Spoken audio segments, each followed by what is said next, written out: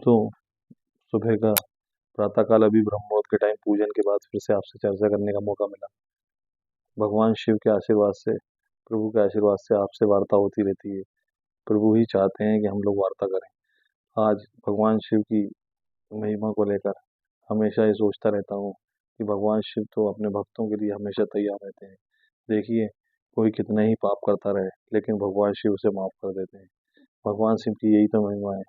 सबसे सीधे और सरल प्रभु ही सबसे बड़ी महिमा यही रहती है कि वो कितना ही कोई पापी हो, अगर वो उनकी शरण में पहुंच जाए तो वो उसे माफ कर देते हैं और जीवन में हमेशा उसे सच्ची राह, अच्छी सीख मिलती है।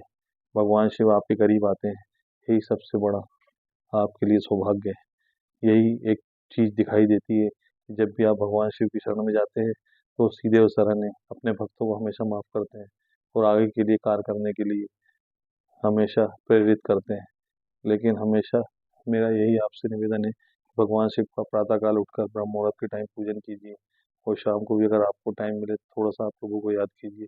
आप देखिए, आपके जीवन में हमेशा तरक्की और विकास और हमेशा खुशहाली रहेगी। जीवन में कभी भी आपको पीछे मुड़ के देखना नहीं पड़ेगा।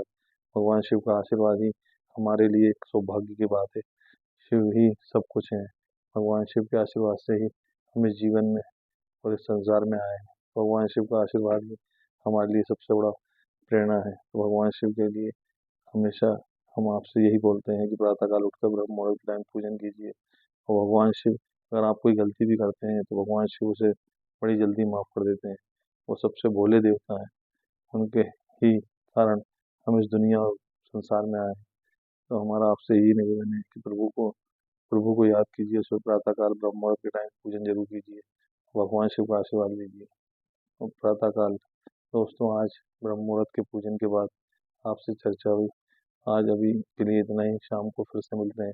जाने अनजाने को गलती हुई है तो माफ कीजिएगा।